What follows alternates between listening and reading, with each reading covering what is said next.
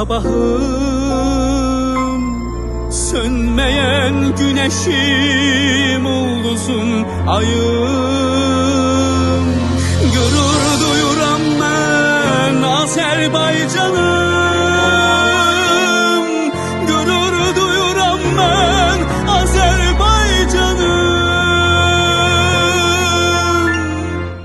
Ulu önder kimi bir tarixin var, ulu önder kimi bir tarixin var, ulu önder kimi bir tarixin var, ulu önder kimi bir tarixin var.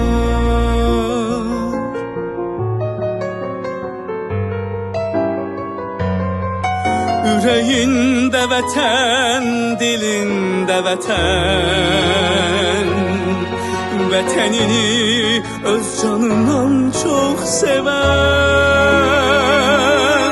milletiyle, xalqıyla fəxr edən, ulu önder kimi bir tarixin var, milletiyle, xalqıyla fəxr edən, ulu önder kimi bir tarixin var, ulu önder kimi bir tarixin var. Seninle fəxr edir bu el, bu diyar, senden ilham alıp olup bəxtiyar, daim yüreklerde kalan yadigar, ulu önder kimi bir tarixin var, ulu önder kimi bir tarixin var.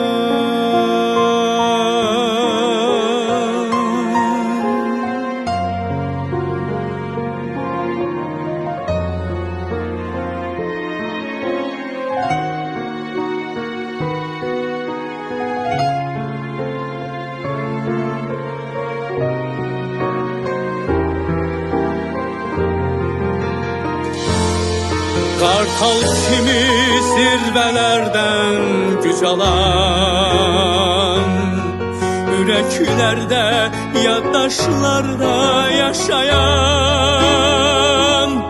gönüllerde silinmeyen iz salan, ulu önder kimi bir tarixin var, gönüllerde silinmeyen iz salan, ulu önder kimi bir tarixin var, ulu önder kimi bir tarixin